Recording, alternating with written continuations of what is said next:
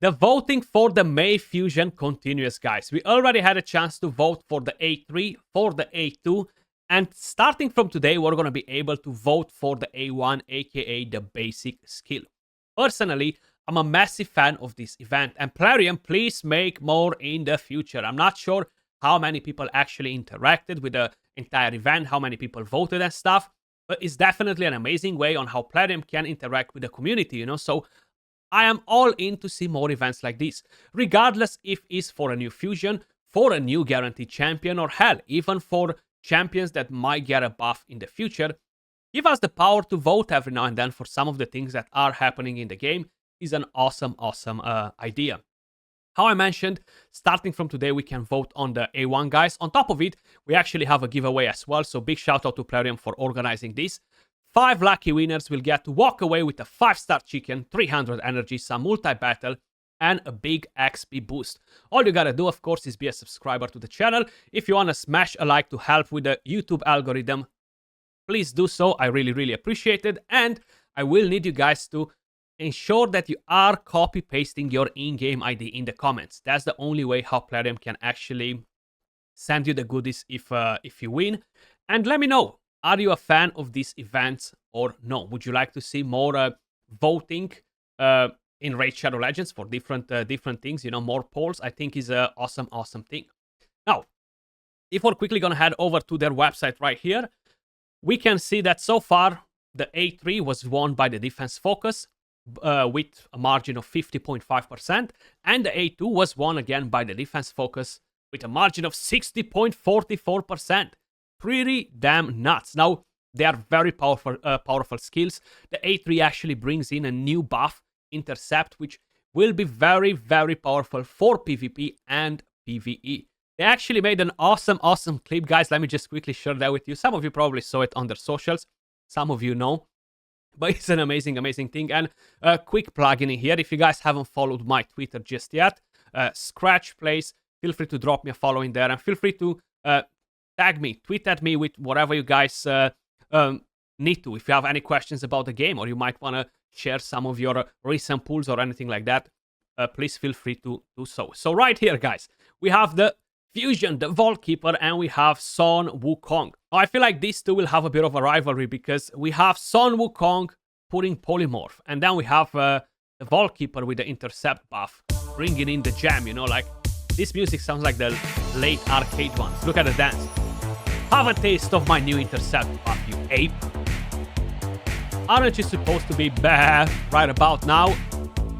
And we're saying it not today, ape, because we got the new Intercept buff. I thought that this was actually a pretty fun, cool clip that they've made, so I just wanted to share it with you guys. So right here, May Fusion skills vote, we have the damage focus. Now, I've mentioned it before, and I don't think voting for a damage dealer without knowing its capabilities is a good thing. I feel like it's a very high risk of us getting disappointed with the fusion. I know a lot of you guys want to skip fusions, and it's perfectly fine. I feel like we definitely had a lot of fusions hitting us back to back, and a lot of people feel like, whoa, I need a break, So I feel like a lot of you guys kind of like really hoped for a break with this one. Personally, I do think this will be a very powerful fusion, and personally, I would recommend you, if you can, do not skip it. Now, if you don't have the resources, or if you're not in the mood to engage with a 2 weeks event, it's perfectly fine as well. You will be able to summon this champion from shards at a later date. So it's not like it's the end of the world if you're not doing the fusion. But hey, fusion is pretty much a guaranteed legendary if you have the resources to get it done. You know what you're getting, and you're not going to get disappointed unless the fusion is really bad and you thought it's much better. So this A3 right here, guys, is very powerful, right? It's going to bring this new buff, increase defense and shield on all of your team. The A2 is actually even crazier. Puts decreased attack on the enemies, increases the duration of all ally buffs. Then, of course, you're going to get the value of the shield increased. The value of each shield is increased proportional to the total number of buffs which had their duration increased. The more buffs on your team, the bigger the shield. So this could have been an insane champion together with Brogni and with Corporal and Cadaver in the past. Of course, that is nerfed, so don't expect to get anything from there, but who knows? They might bring a legendary corpulent cadaver in the future, or a mythical which will benefit from having something like this, So the damage focus doesn't ignore defense, doesn't ignore increased defense, doesn't ignore strengthen, ally protection, shield, just stone skin. That being said, I just think it's not good enough for the current meta. There are plenty of different ways on how you can counter a UDK with stone skin, either a bomb or throw something else at him. Plus, if this damage dealer might not have enough damage, you're not even gonna kill that UDK with stone skin, so it's gonna be pretty irrelevant, That's why I stay away from the damage focus fusion, unless it has an insane kit that's kind of like, well, we cannot ignore this. This is just way too strong. The defense focus. On the A1, attacks one enemy 2 times. Each hit has a chance of placing a provoke debuff for 1 turn, a 40% chance. If the target is a boss, the chance increases to 80%, assuming that you fully book this and it's going to be 100%. And even if you don't fully book it, 80 and 80% with each hit is actually very, very powerful. Now, this is going to be amazing for the Hydra clan boss. Together with the rest of the skills, again, it will be very strong for the Hydra clan boss. The new intercept buff will help you with the true fear, with the provokes, so it's definitely not a thing to sleep on. You're going to get increased defense, you're going to get increased attack, you're going to get the shield, which will help to keep your team alive, and increase the duration of buffs too. The only con with these guys, I know a lot of you guys are very busy people, like this is not a game played by 15-year-olds, right? There might be a few here and there, but the majority of us are people with families, with kids, and surprisingly, for a lot of you guys, because I've seen a few comments saying that, well, this game is mainly played by 20-year-old kids. That's actually not true. The average is 35 years old plus, okay? I'm 33 myself, I'll be 34 this year, and I know what it means to be very busy in general with real life and have a limited time for gaming. So manualing Hydra is not going to be something that every single one of you guys will want to do. And that's the problem with this A1, okay?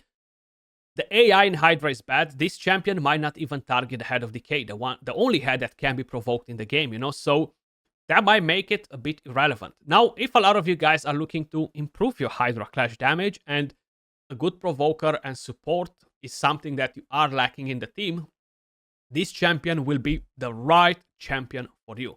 Because he's bringing a lot of support, he's bringing a lot of utility next to the provoke. And that's what you want to get, basically, when you are building your Hydra team. You're looking at champions that fit multiple roles. That's the key to have a powerful Hydra team, And he will be very, very powerful for a lot of people. And with this A3, I have no doubt that he will be very interesting for Arena 2.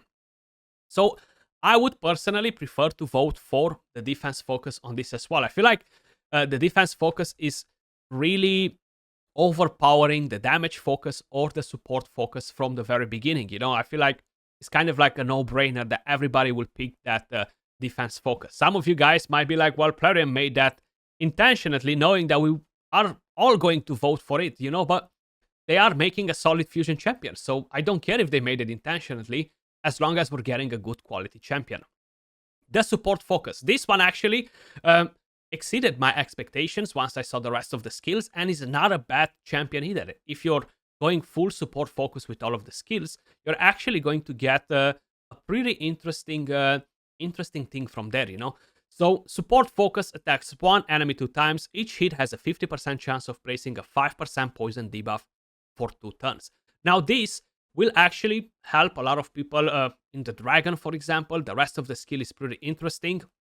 Having that conditional thing to revive and land poisons, I'm not such a big fan of the whole thing. So it's not a bad skill to vote on, honestly, but right now, seeing that we have the A3 and the A2 winning from the defense focus, landing poisons is just not going to cut it with the rest of the skill. It will be actually pretty irrelevant. Now, a provoke will be massive. Even for Arena, you can provoke. And if you have the intercept buff on, you're not going to get polymorphed, which is an absolute game changer, to be honest, So for me, it's kind of like, hell yeah, I'll be voting with this A1. Now, I'm not sure how many people voted for the A1, but out of the 3 skills, leaving everything else that we know on the side. Let's just say we have no idea what the A2 and the A3 does. The A1, this A1 for the defense focus is probably 50, 60 to 100% better than the damage focus or the support focus, just because it's crystal clear. An awesome provoker, hands down. I can't really remember the affinity for the fusion. I don't think I think they've announced it actually, but I've just forgot that myself, you know. So I'm personally going to vote for the defense focus. Let me know in the comments down below for what are you guys voting, and if you want to justify the reasoning behind it, please feel free to let me know as well. Don't forget to enter the giveaway, copy paste your in-game ID, and let's see how we're looking so far.